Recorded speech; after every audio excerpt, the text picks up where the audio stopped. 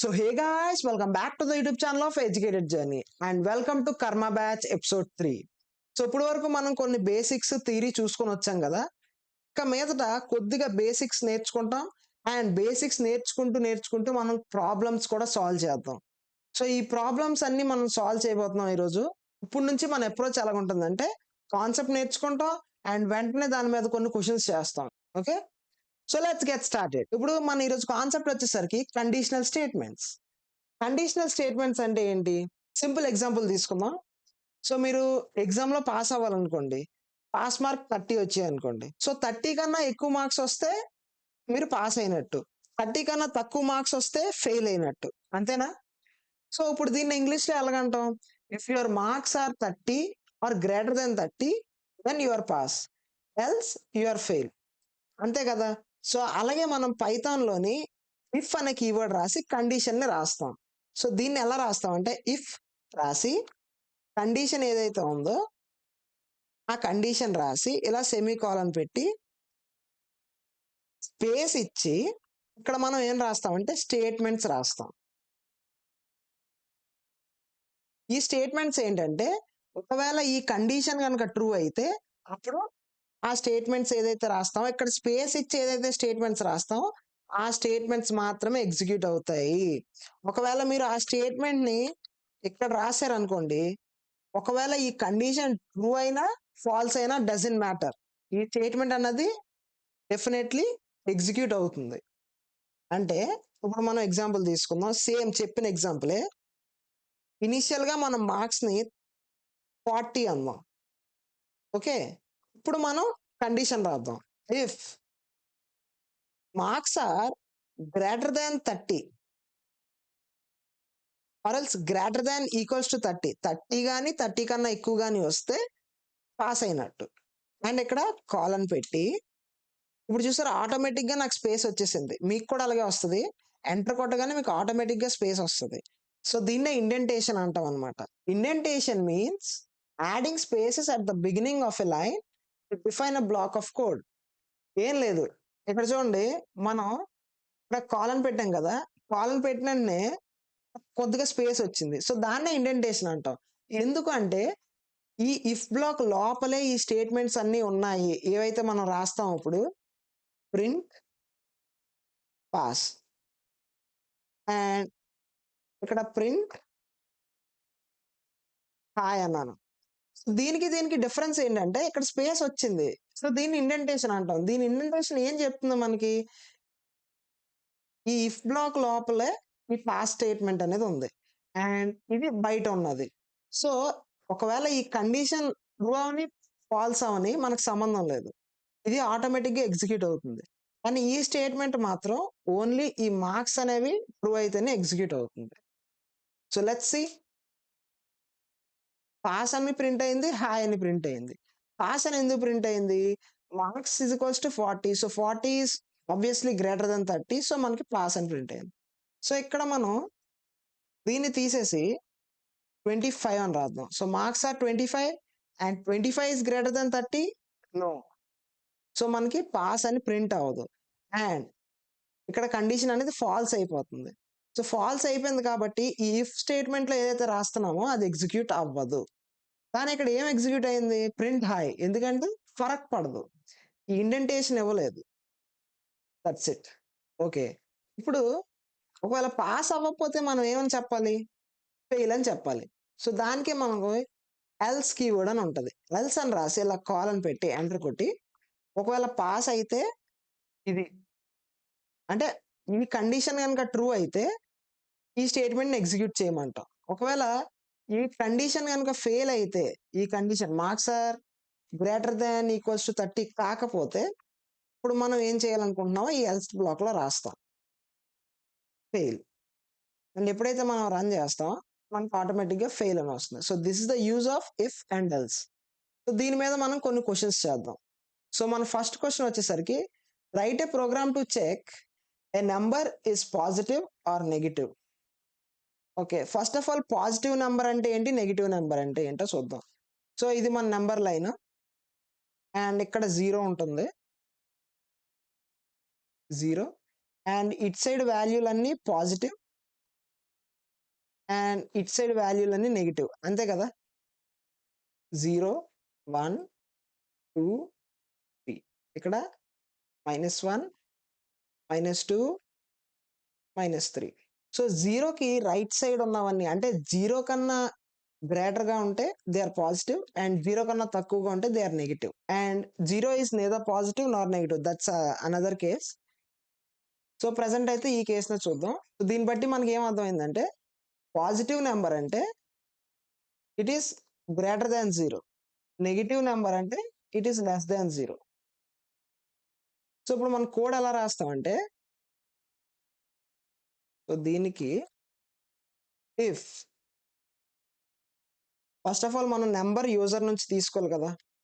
So number is equals to ఇంటీజర్‌లో తీసుకోవాలి. Already ఇవన్నీ మీకు చెప్పాను. Int input enter a number.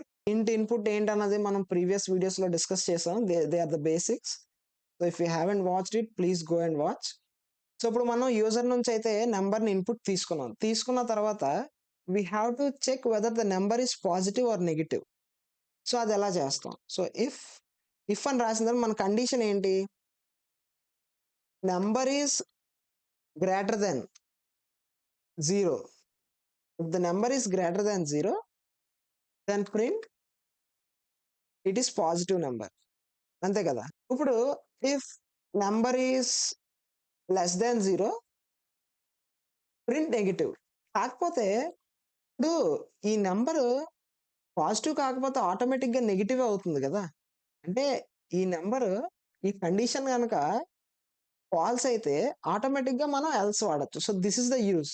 ఇంకోసారి మళ్ళీ మనం ఇఫ్ కండిషన్ రాయకుండా డైరెక్ట్‌గా ఎల్స్ రాయొచ్చు.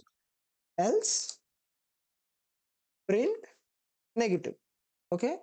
సో మళ్ళీ ఎక్స్‌ప్లెయిన్ చేస్తున్నాను. క్లియర్‌గా వినండి. ఎప్పుడు పాజిటివ్ నెంబర్ అయితే అది గ్రేటర్ దాన్ 0. ఎప్పుడైతే మన నెంబర్ లెస్ దాన్ 0 అయితే అది నెగెటివ్.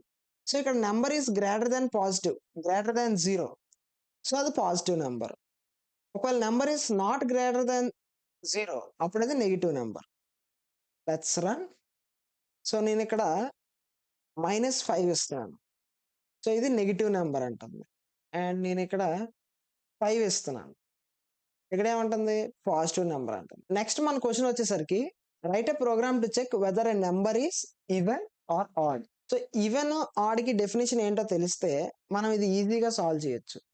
సో ఈవెన్ అంటే ఏంటి, when a number is divisible by 2 then it is a even number. When a number is not divisible by 2 then it is an odd number, అంతేనా. So ఇప్పుడు ఒక number divisible by 2 కాదా అని మనం ఎలా check చేస్తాం.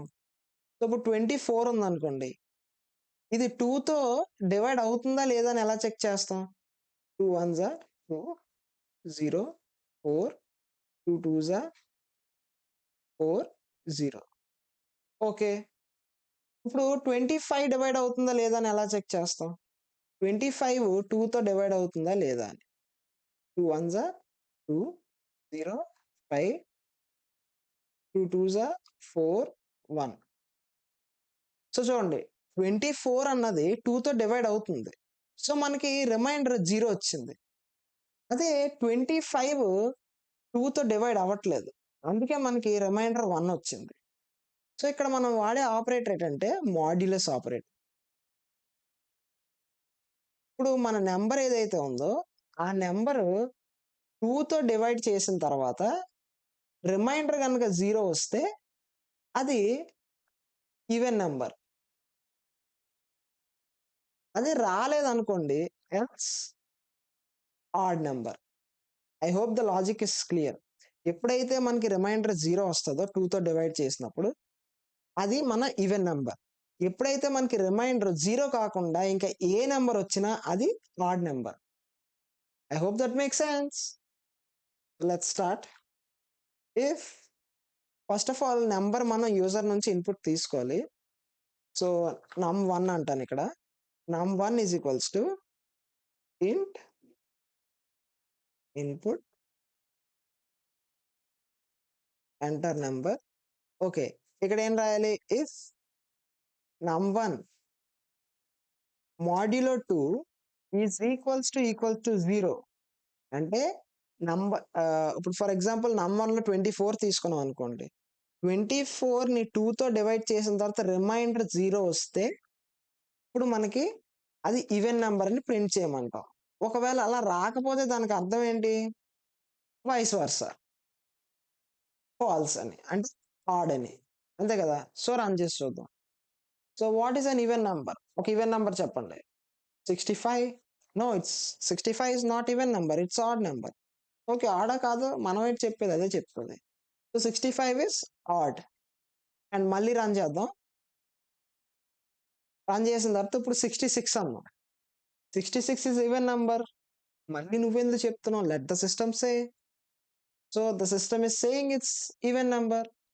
So, your logic is right. Okay. This is how we solve questions.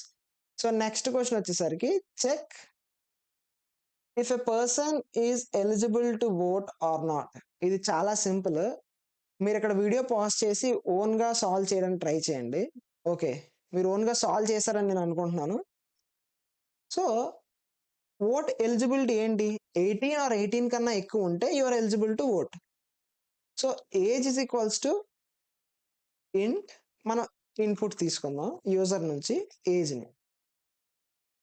Enter age. ఇప్పుడు if age is greater than equals to 18 then print you can vote.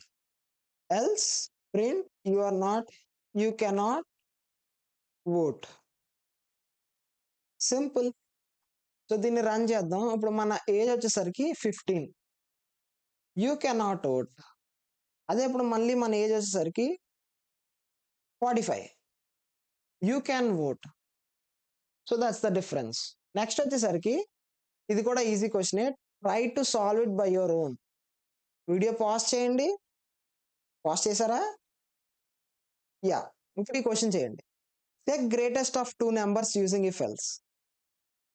ఈ solution మీరు చూసే కన్నా ముందు మీ ఓన్‌గా ట్రై చేయండి. గ్రేటెస్ట్ ఆఫ్ 2 నంబర్స్ అంటే మనకి 2 నంబర్స్ ఇస్తారు. ఎలాగా? 24 అండ్ 25 ఇలాగా. సో, ఈ రెండిట్లో గ్రేటెస్ట్ నంబర్ ఏది? 25. సో, 25 అని చెప్పాలి. సో, దట్స్ ద క్వెషన్ అన్నమాట. గ్రేటెస్ట్ ఆఫ్ 2 నంబర్స్ అని. సో, ఇక్కడ నేను num1 is equals to user నుంచే తీసుకుందాం ఇన్‌పుట్ కూడా. ఇన్‌పుట్ ఎంటర్ num1 అండ్ అలాగే ఎంటర్ num2. ఓకే. ఇప్పుడు మనం ఏం చేయాలి? రెండిట్లో ఏది పెద్దో చెక్ చేయాలి. If num1 is greater than num2, ఇప్పుడు num1 is greater than num2 అంటే num1 పెద్దని కదా! So, print num1. అదే ఇప్పుడు num2 గ్రేటర్ అనుకోండి. Print num2. సో, ఇక్కడ ఏమవుతుంది? ఇప్పుడు చెక్ చేస్తుంది. num1 is greater than num2. ఇక్కడ ఒక నంబర్ ఇస్తాం. ఇక్కడ ఒక నంబర్ ఇస్తాం. అండ్ నంబర్ 1 నంబర్ 2 కన్నా గ్రేటర్ అయితే సో, దానికి అర్థం ఏంటి? నంబర్ 1 పెద్దదని కదా! సో, నంబర్ 1 ప్రింట్ చేస్తాం. లేకపోతే నంబర్ 2 అని ప్రింట్ చేస్తాం. That's it. So, number 1 is 24. Number 2 is 25. మనకేం ప్రింట్ అవ్వాలి? 25 ప్రింట్ అవ్వాలి. ఎందుకంటే 25 is greater than 24. That's it. చూసారా? చాలా easy questions. Next find greatest of 3 numbers. So, దీనికన్నా ముందు మనకు ఒక కాన్సెప్ట్ రావాలి. That is elif. ఈ క్వెషన్ ఎగ్జాంపుల్‌తోనే చెప్తాను. అదేంటంటే greatest of 3 numbers. So, greatest of 3 numbers. ఇప్పుడు మనం 24, 25, 26 ఇలా మనకి 3 నంబర్లు ఉన్నాయి. సో, ఈ 3 నంబర్‌లో గ్రేటెస్ట్ నంబర్ ఏది?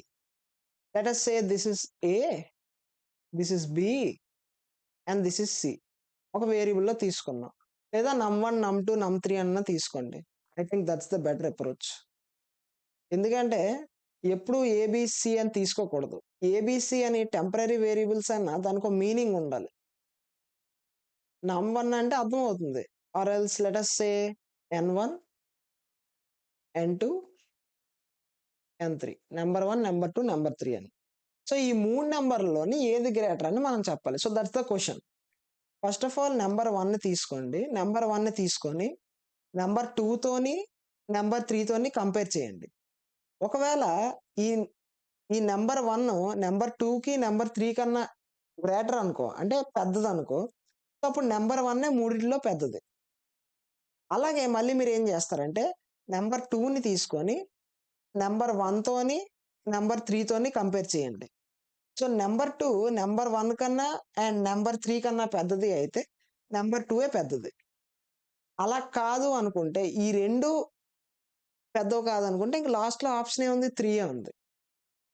సో, దీన్ని మీకు ప్రాక్టికల్‌గా ఇంప్లిమెంట్ చేసి చెప్తాను చూడండి.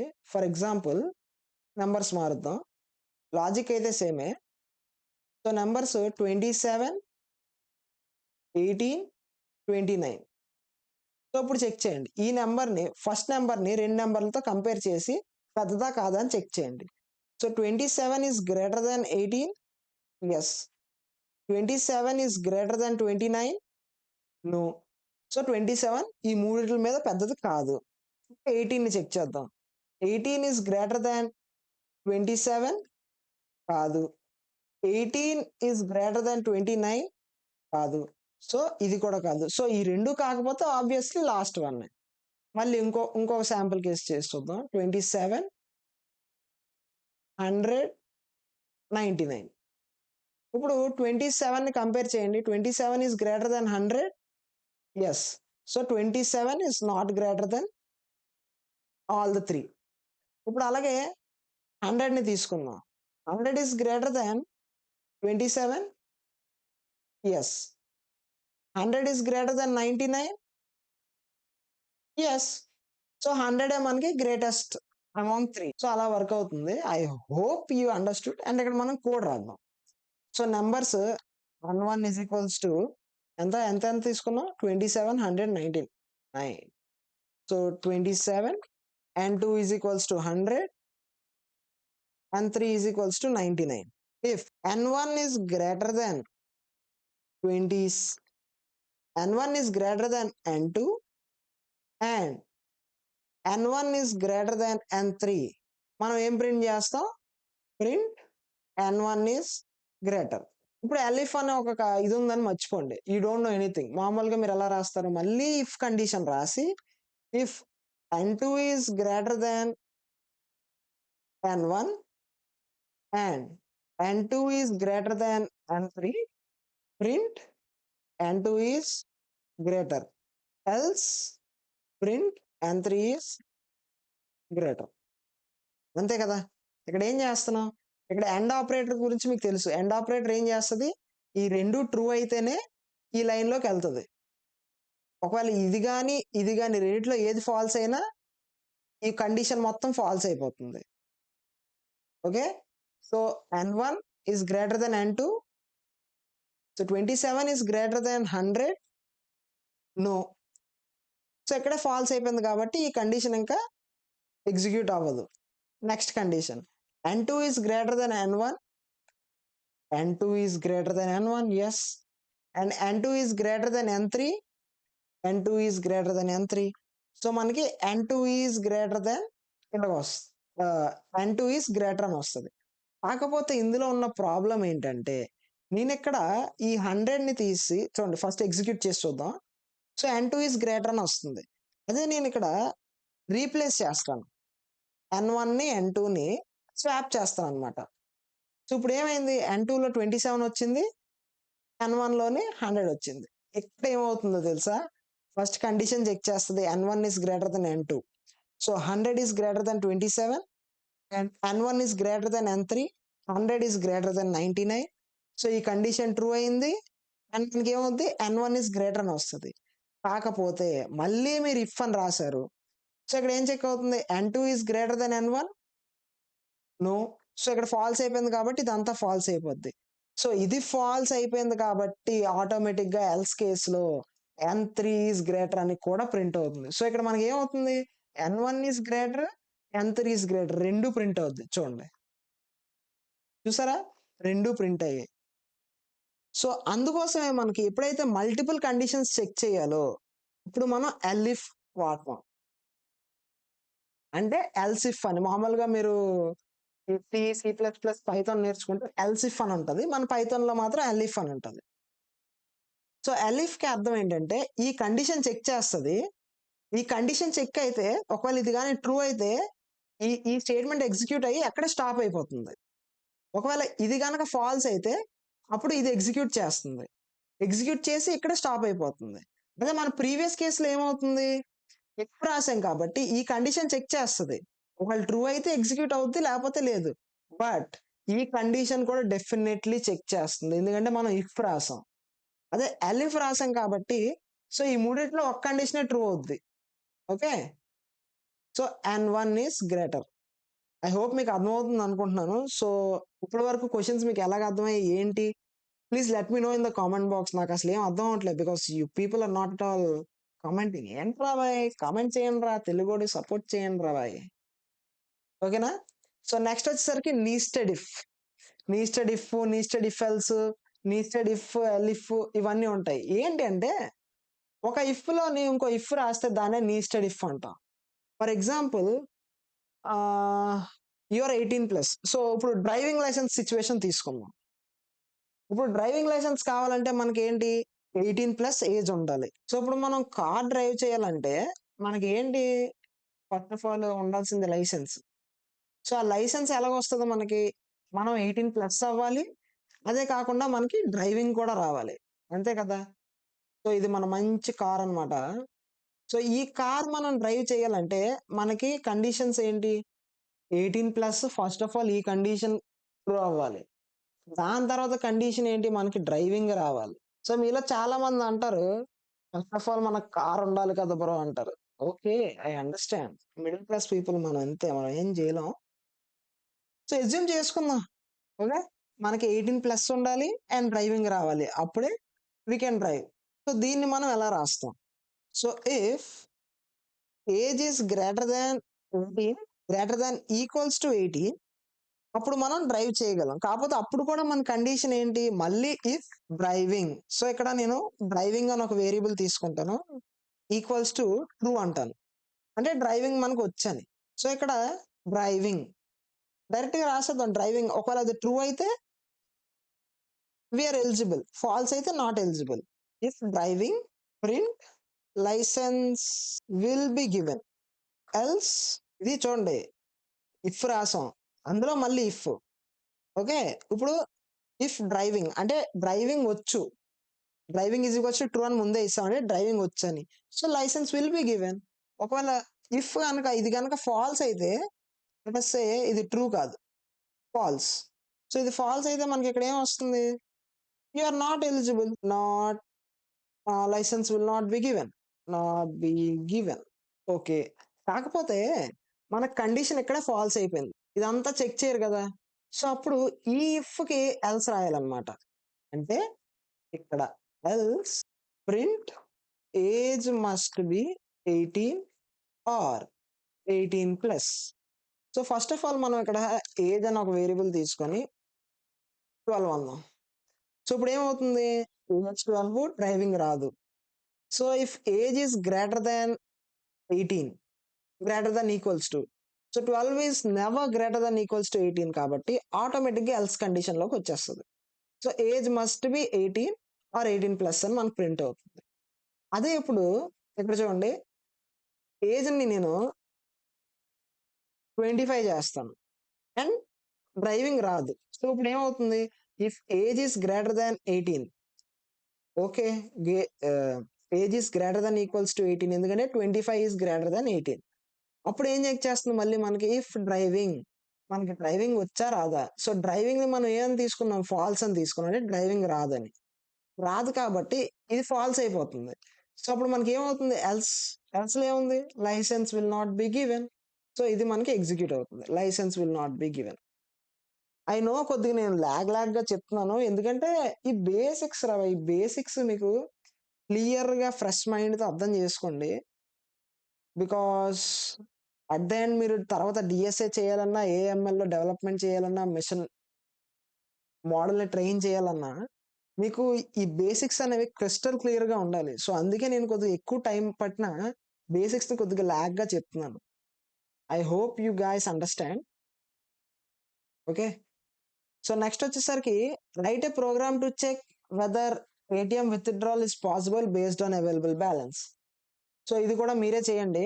దీనికి నేను ఇన్‌పుట్, అవుట్‌పుట్ ఏంటేంటో చెప్తాను. సో, మనం జస్ట్ ఏం రాస్తామంటే, అవైలబుల్ బ్యాలెన్స్ అని ఒక వేరియబుల్ క్రియేట్ చేస్తాం. అవైలబుల్ బ్యాలెన్స్‌లోని మనం కొద్దిగా బ్యాలెన్స్ ఎంత ఏస్తాం, 200 అండ్ మనం ఎంత విత్‌డ్రా చేయాలి? ఎంత విత్‌డ్రా చేయాలి? ఒక 100 విత్‌డ్రా చేయాలి. సో, ఇక్కడ క్వెషన్ ఏంటి? Write a program to check whether ATM withdrawal is possible based on available balance. So, మనకి 200 ఉంది. 100 తీయగలమా లేదా? తీయగలము. So, we can take. అదే ఇప్పుడు నేను రూ. 1000 తీయాలనుకోండి. నా అకౌంట్‌లో 200 ఉంది. Is it possible? No. So, అప్పుడు యూ కాంట్ టేక్ అమౌంట్ అని ప్రింట్ చేయించండి. So, that is the question. కానీ ఈ క్వెషన్ కూడా నేను చేయిస్తాను. ఎందుకంటే మీరు ఆలోచించండి ఫస్ట్ ఆఫ్ ఆల్ ఇది ఎలా చేయాలని. And now let's go to the solution. I hope you guys did it. So, available balance అని ఒక వేరియబుల్ తీసుకొని అందులో నేను ఒక 200 ఏస్తాను. 200 ఎందుకే? 20,000 ఏద్దాం. 20,000 ఏద్దాం. జస్ట్ అస్యూమే గదా! బ్యాంక్‌లో ఎలాగో బ్యాలెన్స్ ఉండదు. కనీసం ఇందులో అన్నా మనం వేసుకుందాం. అవైలబుల్ బ్యాలెన్స్ 20,000 అనుకోండి. మనం విత్‌డ్రా చేయాలి. సో, విత్‌డ్రా ఎంత చేద్దాం? 15,000 చేద్దాం అనుకుంటున్నాం అనుకోండి. ఇప్పుడు కండిషన్ ఏంటంటే మనం 15,000 తీయగలమా? లేదా? అన్నదే condition. So, if available balance must be greater than equals to okay. Must be greater than equals to withdraw amount. Okay. So, amount తీసుకోగలం. అదే ఇప్పుడు మనం ఒక 15,000 బదులు 1,50,000 తీయాలన్నాం అనుకోండి.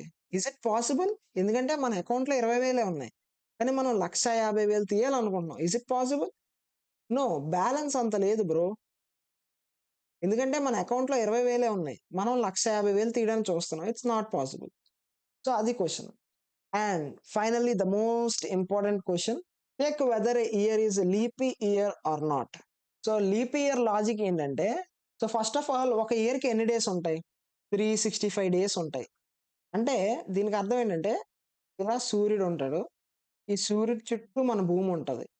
మన భూమి ఎప్పుడైతే సూర్యుడి చుట్టూ ఒక రౌండ్ వేస్తదో, 1 కంప్లీట్ రౌండ్ ఏస్తదో, అప్పుడు మనకి 1 ఇయర్ అయినట్టు.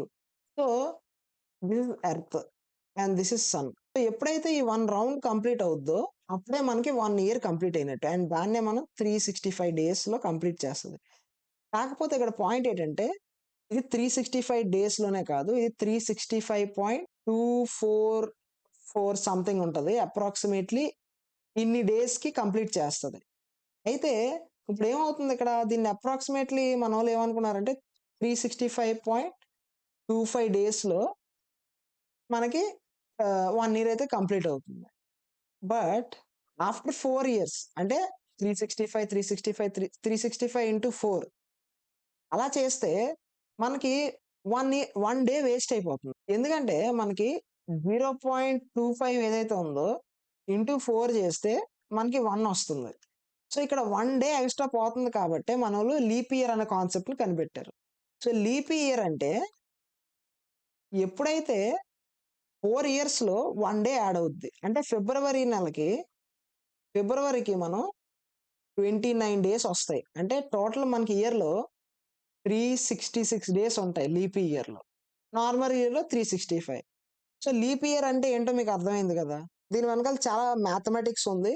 బట్ మీకు అంత మ్యాథమెటిక్స్ ప్రెజెంట్ అవసరం లేదు. If you want to know you can go and research చేయండి. ఎందుకు ఇలాగని. బట్ ఈ కండిషన్స్ అయితే చూడండి. లీప్ ఇయర్‌కి ఉన్న కండిషన్స్ ఇవే. So, leap year condition number 1 ఏంటంటే, ఏదైతే ఇయర్ ఉందో, ఆ ఇయర్‌ని మనం 4తో డివైడ్ చేసామనుకోండి, మనకి రిమైండర్ 0 వచ్చిందనుకోండి, then it's a leap year. And అదే కాకుండా ఇప్పుడు ఏదైతే ఈ 4తో డివైడ్ అయిందో, ఆ ఇయర్ గాని 100తో డివైడ్ అయిందనుకోండి, 100తో గనుక డివైడ్ అయితే it's not a leap year. And మళ్ళీ ఏదైతే ఇయర్ ఉందో, ఈ ఇయర్ 400తో గనుక డివైడ్ అయిందనుకోండి, it's a leap year. So, ఇవే కండిషన్స్. దీన్ని మనం సింపుల్‌గా రాసి చూపిస్తాను మీకు. కాపోతే కండిషన్స్ మళ్ళీ అర్థం చేసుకోండి. ఒక ఇయర్ ఉంది. ఆ ఇయర్ మనం లీప్ ఇయర్ లెట్ అస్ సే 2016. ఇది లీప్ ఇయరో కాదో నాకు తెలీదు. బట్ ఈ ఇయర్ లీప్ ఇయరా కాదా అని మనం ఎలా చెప్పాలి? సో, ఆ ఇయర్‌ని 4తో డివైడ్ చేస్తాం. రిమైండర్ గనుక 0 వస్తే ఓకే. ఇట్స్ లీప్ ఇయర్ అని టెంపరరీగా అనుకుంటాం. కాపోతే మళ్ళీ మనం ఈ కండిషన్ కూడా చెక్ చేయాలి. ఒకవేళ ఆ ఇయర్ 100తో గనుక డివైడ్ అయితే it's not a leap year. And 100తో డివైడ్ అయింది. కానీ 400తో కూడా డివైడ్ అయింది. అప్పుడు it's a leap year. So, 4తో డివైడ్ అయింది. 100తో డివైడ్ అవ్వలేదు. అప్పుడు మనకి అది లీప్ ఇయర్. ఓకేనా? అండ్ అలాగే 100తో డివైడ్ అయ్యింది. కానీ 400తో కూడా డివైడ్ అయ్యింది. అప్పుడు కూడా మనకి it's a leap year. As simple as that. సింపుల్‌గా అండ్ ఆపరేటర్ వాడి 2 కండిషన్స్‌లో తేల్చేయండి. చూడండి. ఇఫ్ ఆహ్, ఇయర్ అని ఒక వేరియబుల్ తీసుకుందాం. ఇయర్‌లో మనకి ఎంత 2016 is a leap year not అని మనం చెక్ చేయాలి.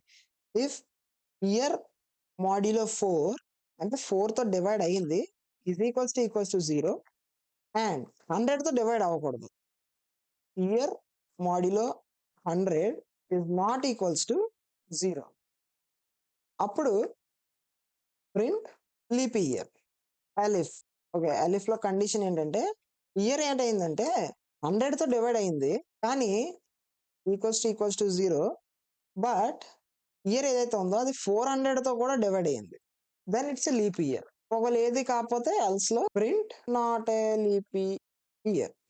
Let's run. 2016 is a leap year. 2015 obviously leap year కాదు. Not a leap year. So this is how the leap year condition works. So yeah, that's it. That's all for the video. And ఈ video మీకు ఎలాగ అనిపించిందో కింద comment సెక్షన్‌లో చెప్పండి. And yeah, that's it.